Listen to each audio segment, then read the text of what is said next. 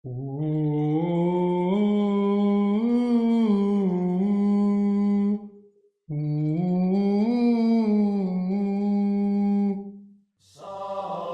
kwentong ito ay hango sa tunay na buhay. Karanasan ito ni Boyong, taong 1971, Buena Vista, Cebu.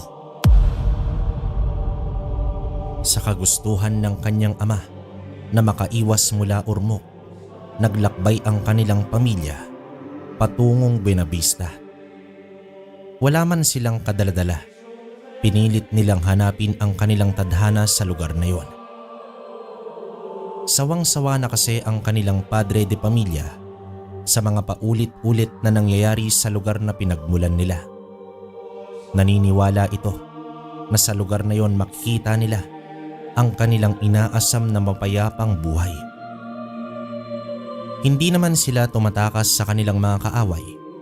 Kung tutuusin, kayang-kaya na makipaglaban ang kanyang ama sa mga ito sa kahit na anong oras at panahon. Subalit nang isinilang ang kanilang bunso, labis na yung natakot para sa kaligtasan nito. Mula noon, ang kilalang bantog na tagasintensya ng mga aswang ay binansagang dakilang duwag. Gayunpaman, hindi na yon mahalaga para sa kanyang ama, lalo pat wala naman yung kailangang patunayan pa. Ang tanging importante para rito ay ang buhay ng kanilang pamilya. Nang marating na nila ang lugar ng Buena Vista, lahat ng pagtatakip ng tatay niya ginawa rito. Sa baryong kanilang tinirhan, nakilala sila doon bilang pamilya ng mga Badyaw na naghahanap ng isla na mapagtitirhan pansamantala.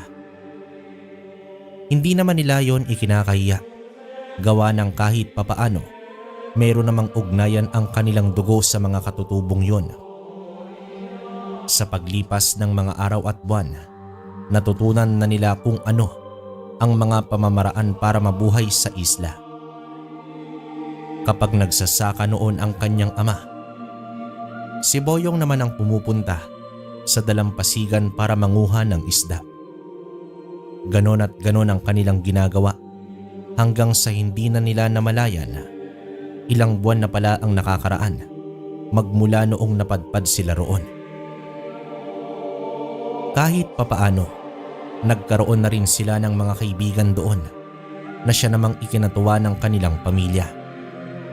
Hindi nga naglaon, naging kalapit na nila ang mga ito, kung kaya't hindi nila may pagkakailang natitipuhan na nilang manatili ng matagal sa lugar na kanilang nilipatan. Itong mga panahong ito, 7 buwan pa lamang ang nakakaraan magmula noong tumakas sila sa dati nilang lugar.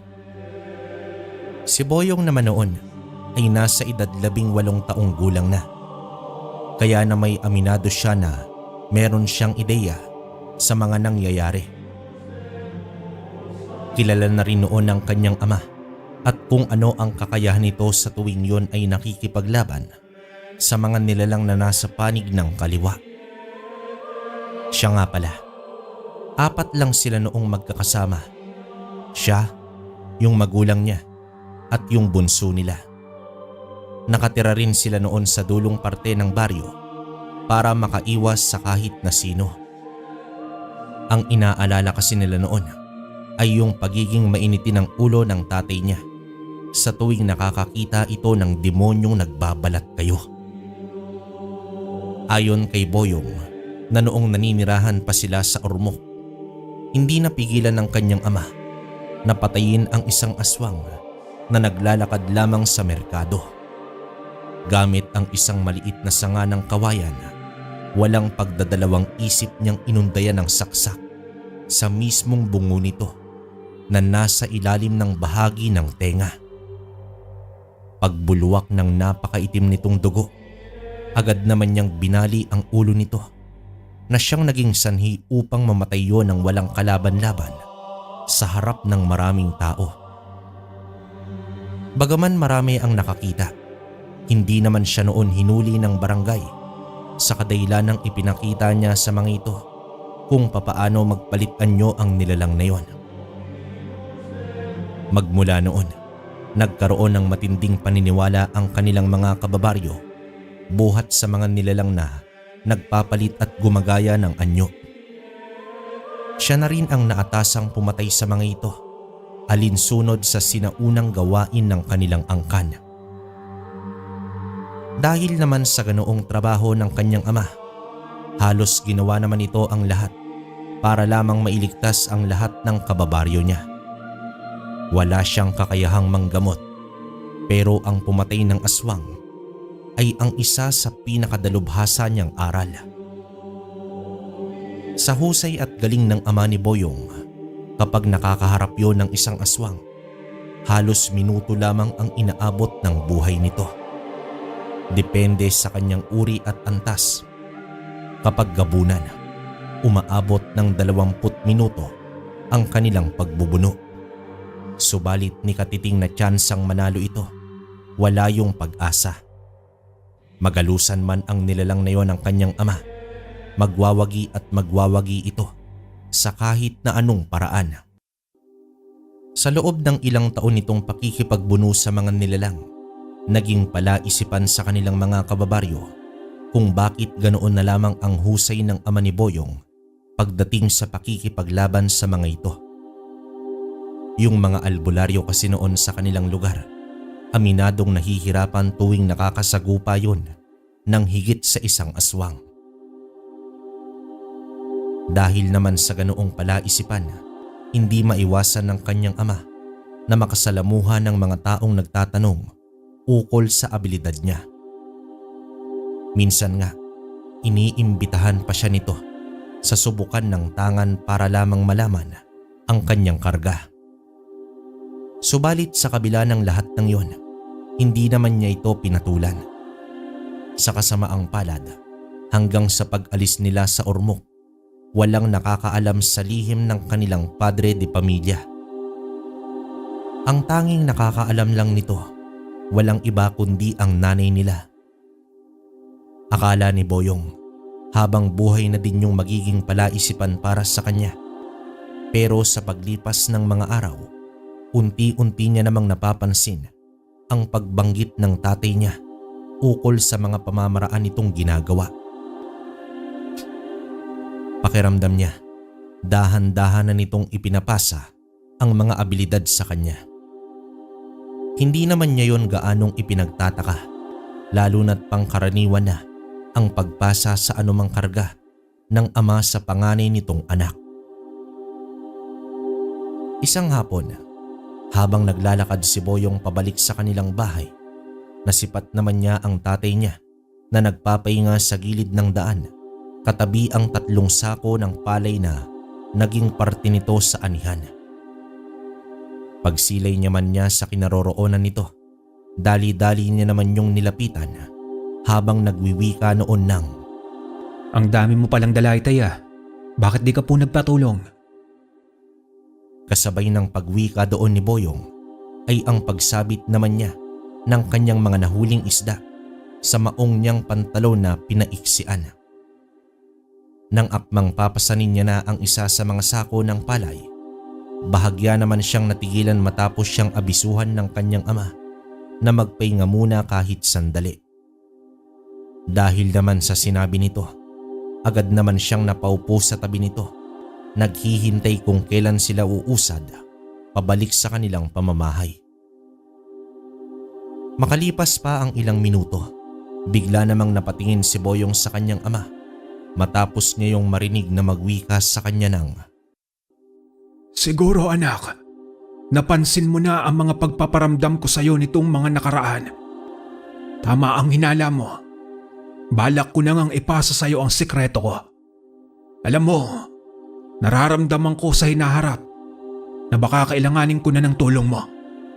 Pasensya ka na kung sa iyo ko ipapasa ang problemang ito." Nang marinig naman ni Boyong ang sinabi nito, halos hindi naman niya mawari kung ano ang kanyang nararamdaman. Yung tipong kinakabahan siya pero nasisiguro niya na hindi yun dahil sa kaba. Maya-maya pa, bago pa man maging seryoso ang kanilang usapan, inabisuhan siya nito na ipagpatuloy nila ang kanilang pag-uusap sa kanilang tahanan. Meron kasi itong ibabahagi sa kanya na hindi na dapat pang marinig ng kung sino-sino. Matapos naman yung maipagbigay alam ng kanyang ama, agad din naman itong pinasan ang 2 sako ng palay. Sa kanilang paglalakad, panay naman ang kanilang pag-uusap ukol sa mga plano nito para sa kanya. Ayon pa sa tatay niya, wala naman yung ibang hangad kundi ang sumunod siya sa yapak nito. Dagdag pa nito na maraming mga aswang sa baryo na kanilang tinitirhan, kaya naman marapat lamang na matuto siya sa paggamit ng mga lihim na karunungan. Ilang minuto pa ang lumipas. Pagpasok naman nila sa loob ng bahay, agad naman siya nitong pinagtimpla ng kape. Habang yon ay nagsasalita. Bago naman yon magbahagi ng mga sensitibong detalye, nagbigkas ito ng 5 buhay na salita sa loob ng kanilang bahay. Matapos nun, wala nang ibang naramdaman si Boyong kundi ang kapanatagan. Sa pagtahimik ng buong paligid, nasipat naman niya ang pagiging seryoso nito habang umiinom ng kape. Pagdukot naman ng kanyang ama sa bulsa nito, doon bumungad sa kanya ang hawak-hawak nitong punyal na para bang may hahalin tulad mo sa isang itim na salamin kung iyong titingnan ang mga talim nito. Napakasimple lang ng disenyo ng punyal na yon, pero ayon sa kanyang ama, yon ang kalimitan nitong ginagamit para sa pagpatay ng mga nilalang na nasa panig ng kaliwa. Kalakip din ng punyal na yon ay yung pagmamay-ari nitong ginintoang piraso ng sungay ng kalabaw na pinupuluputan ng isang buhok na parang tanso kung titingnan. Bagaman napakatigas nito, mariing inilahad ng kanyang ama na buhok yon ng isang kabayo. Matapos niya namang yung may pakita kay Boyong, ipinagtapat naman ito na ang mga gamit na kanyang nasisilayan ay parte lamang ng mga armas nito. Alam kong hindi ka maniniwala sa sasabihin ko. Pero alam mo anak, wala sa mga yan ang pinagmulan ng lakas natin. Kagaya ko, nagtatangan ka rin ito. Wika naman ng kanyang ama sa kanya. Matapos naman nung makapagsalita, agad naman siya nitong dinala sa mismong silid ng mga magulang niya. Hindi nga naglaon nang silang 2 na lamang ang naroroon. Laking gulat na lamang ni Boyong nang biglang magpalit anyo ang kanyang ama. Sa isang iglap, tumambad sa kanya ang nakakamangha nitong itsura. Paglalarawan ni Boyong sa estado ng kanyang ama, meron yung 6 na mata, 4 na mga kamay at 6 na mga paa. Bagaman nasa espiritual na aspeto lamang ang mga sobra nitong galamay, sa sobrang lakas nito, nagagawa niya yung makita gamit lamang ang kanyang pangkaraniwang mga mata. Nang mapagtanto naman ang kanyang ama na nasipat niya na ang wangis na yon, agad naman yung bumalik sa orihinal nitong anyo para ilahad sa kanya ang istorya na bumabalot sa ganoon nilang kaanyuan. Ayon dito, nagsimula ang ganoon nilang abilidad noong panahon pa ng kanilang mga ninuno. Nagmula sila sa sinaunang lahi ng mga antingero na ang nag-iisang rason lamang sa pananaliksik ay ang matuklasan ang orihinal na anyo ng isang tao. Naniniwala ang mga ito na bago pa man mabuhay ang kauna-unahang tao sa paraiso, meron ng mga katulad nila na ipinagpaunang nilikha ng Diyos. Ang mga nilalang na yon, ubod ng perpekto. Walang naging pagkukulang sa kanila. Hindi sila itinuturing na mga tao dahil ang kanilang wangis ay naglalarawan ng kaanyuan ng Diyos mismo. Subalit sa kabila ng kanilang talino, lakas at pagkakaroon ng nag-uumapaw na kapangyarihan, pilit pa rin silang nanaliksik para malampasan ng ganoong antas. Dahil naman sa kanilang hangarin at pagmamalabis, naging ganid sila sa kapangyarihan. Yun din ang naging rason ng Diyos kung bakit nilipol nito ang kauna-unahan nitong ginawang tao. Nang mawala na ang buhay sa mundo, muling umusbong ang isang paraiso na siya namang simula ng buhay ng mga ordinaryong tao ngayong pangkasalukuyan. Dagdag pa ng kanyang ama na dahil ang mga ninuno lamang nila ang nakakaalam ng ganoong kasaysayan sa paglipas ng siglo, nagsaliksik ang mga ito. Maraming dalubhasang antingero ang nagbuwis ng buhay sa kanilang hanay matuklasan lamang ang nakalimutang karunungan ng mundo. Sa pagkakatanda rin ng kanyang ama, panglima siyang nagmana ng kakayahang yon. Ang pinakauna nito ay naging tagapayo ng isang maharlika. Ang ikalawa naman at ikatlo, naging mga pinuno ng mga gerilya na lumaban sa mga dayuhang Espanyol. At ang ikaapat, walang iba kundi ang lolo ni Boyong na pumanaw noong 9 na taong gulang pa lamang siya. Matapos naman yung mailahad ng kanyang ama, dahan-dahan naman itong inilapat sa kanyang noo ang hintuturo nito. Meron din yung mga inusal na kataga na para bang nararamdaman niyang pumapasok sa kanyang wisyo. Pero syempre, dahil sa wala pa naman siyang malay sa mga lihim na karunungan, nanatili yon sa kanya bilang isang misteryo. Nang mailahad na ng kanyang ama sa kanya ang lahat-lahat, nangako naman yon na habang may lakas pa ito, tutulungan siya nitong mailabas ang kanyang perpektong anyo. Naniniwala ang kanyang ama, yun lamang ang nag-iisang rason kung bakit siya nabubuhay sa mundong iyon. Magmula noong inilahad na nito sa kanya ang katotohanan, doon na nag-umpisa ang kanyang pagsasanay. Umaga man o gabi, may sakit man siya o wala silang pinipiling araw.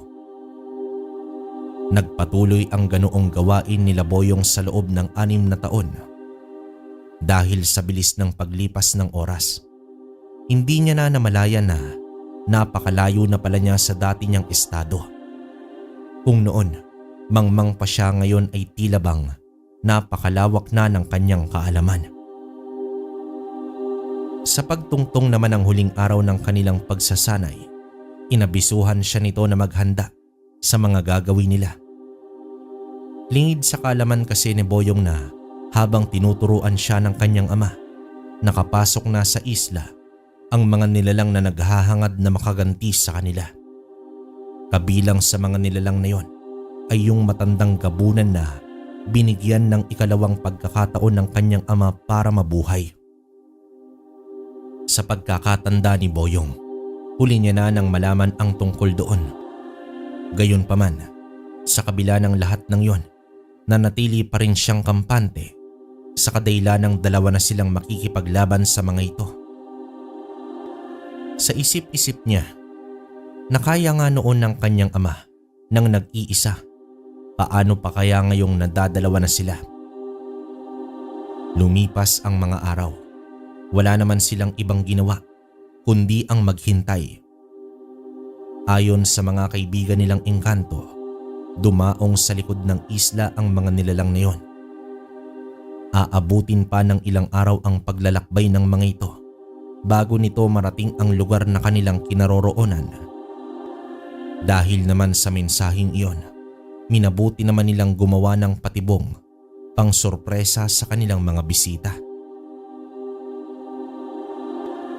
Sa loob ng 3 araw, naging abala sila sa paggawa ng mga bitag sa paanan ng bundok na malapit sa kanilang pamamahay. Naghanap na rin noon ng gamit si Boyong na siya namang magagamit niya sa pakikipaglaban. Dahil sa eksperto siya sa paggamit ng itak, yun na lamang ang napili niyang armas na gagamitin panlaban sa mga ito. Pagtungtong naman ng ika-4 na araw, habang nagpapahinga sila noong mismong hapon, meron silang nabalitaan sa baryo ukol sa mga panauhing dumating at kasalukuyang nagwawala sa lugar na yon. Hindi rin ito malapitan ng barangay, gawa ng bago pa man nila yung makausap, kusa na silang nawawalan ng malay tao. Dahil naman sa mga nalaman nila Boyong, agad naman siyang naghanda para tumungo sa sentro. Subalit, nang akmang lalakad na siya, mariin naman siyang pinigilan ng kanyang ama. Hindi mo na kailangan sumalubong sa kanila. Tandaan mo, tayo ang kanilang pakay. Maaaring merong rason ang mga demonyong iyon kung bakit nila ginagawa ang ganong bagay. Maghintay lang tayo rito. Maging mapagtimpi ka, anak, sapagkat yan ang susi para sa tagumpay. Wika naman ito sa kanya. Nang marinig naman ni Boyong ang sinabi nito, agad niya namang ibinalik sa sisidlan ang hawak-hawak niyang itak. Matapos niya naman yung gawin, umupo naman siya sa tabi ng kanyang ama habang tahimik na naghihintay.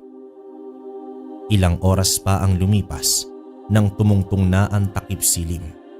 Doon na dahang-dahang nag-iba ang ihip ng hangin. Hindi niya mawari pero habang nagpapahinga sila sa labas, meron na siyang nararamdamang salot at kakaibang presensya sa buong kapaligiran. Pinilit niyang ipagsawalang bahala pero habang tumatagal, mas lalong tumitindi ang kanyang mga nararamdaman. Hindi naglaon, bigla namang napatayo itong si Boyong matapos niyang masipat ang 8 kataong naglalakad papalapit sa kanilang bahay. Dahil dito, dali-dali naman siyang sumipat sa kanyang ama kung saan nakita niya yung palihim na naghahanda.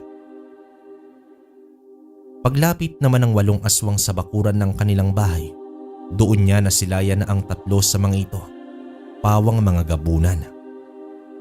Kung iisipin, talagang napakapanganib ng kanilang sitwasyon. Subalit ikatiting na takot wala noong nararamdaman ng kanyang ama.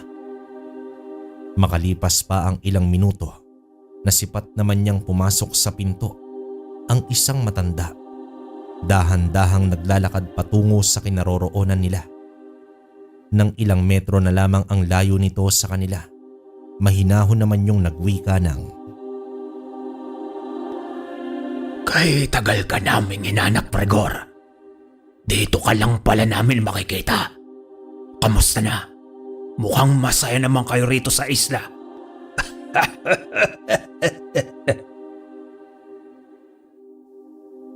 Nang marinig naman yon ng tatay niya, napangiti lang naman ito habang sumasagot doon ng, Balita ko, marami kayong dumayo rito. Asa na yung iba sa inyo? Patay na ba? Yung mga kalahin yung dumaan sa bundok. Huwag na kayong umasang makakarating pa sila rito. Malakas ang kutob ko.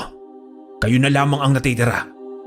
Sinabi ko na sa inyo noon na huwag mo akong gagambalain. Dahil oras na umulit ka, hindi na kita pagbibigyan ng pagkakataon para makapagbagong buhay. Nang marinig ng matanda ang sinabi ng kanyang ama, bigla namang yung umangil at kasabay nito ang mabilisan nitong pagpapalit ng anyo.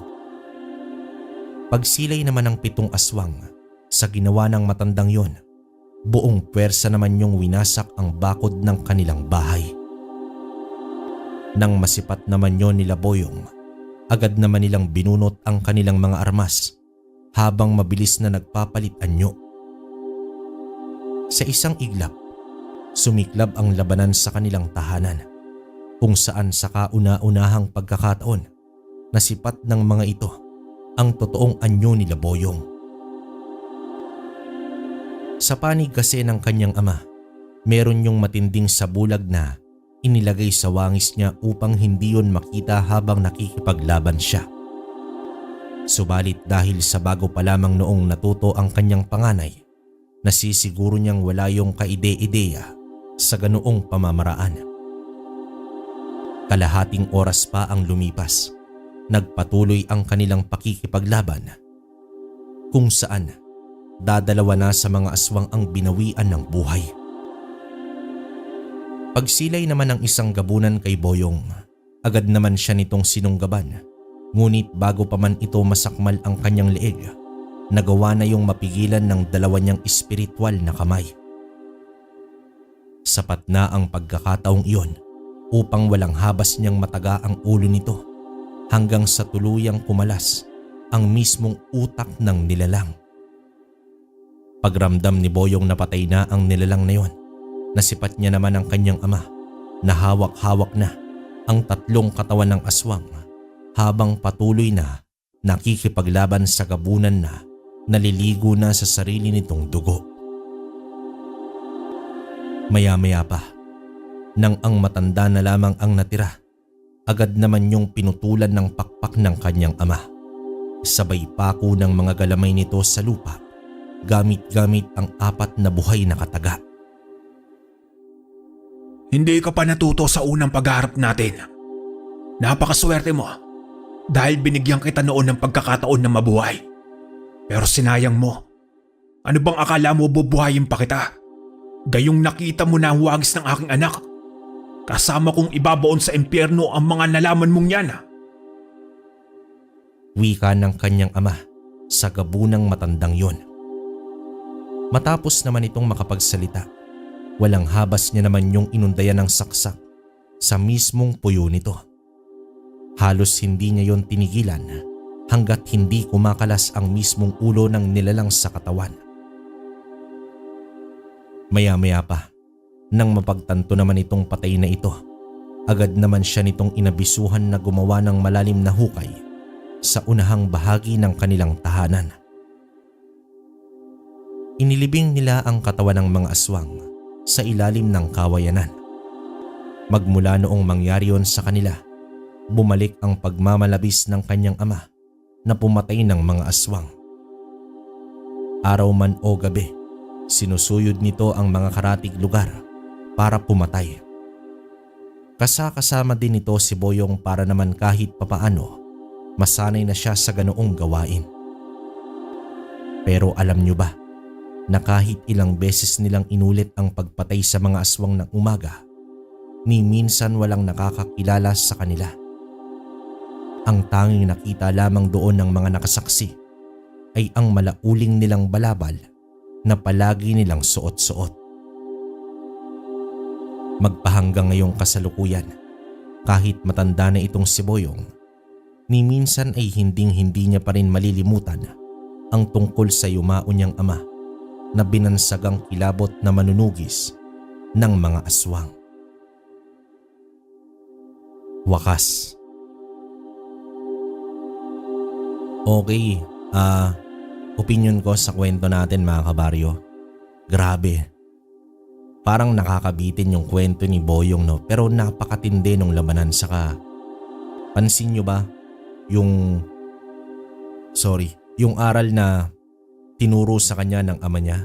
Grabe, napakatindi nun. Saka dun pa lang sa part na 5 lang silang nagmamay-ari o nakakaalam sa ganoong tangan, no, na pinasa. Kumbaga pang-6 na tong si Boyong kasi nga ang panlima sa tanda nung tatay niya etong si Gregor, no?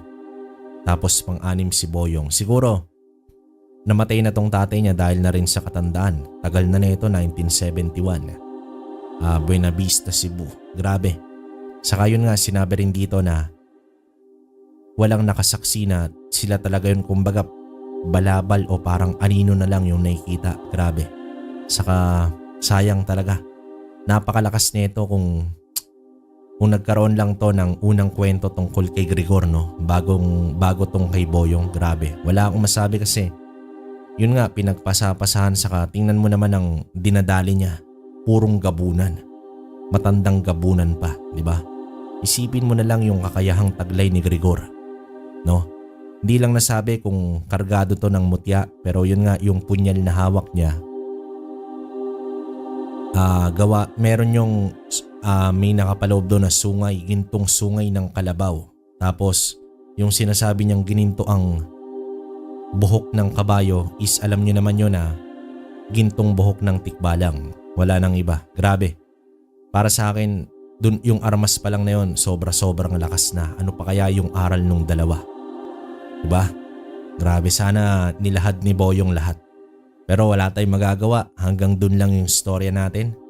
Kayo kung may opinion kayo sa kwento natin ngayong araw, comment nyo sa baba para mabasa namin. Sa ngayon hanggang dito na lang muna mga kabaryo. Babawi ako sa shoutout sa inyo sa mga susunod na kwento. Salamat.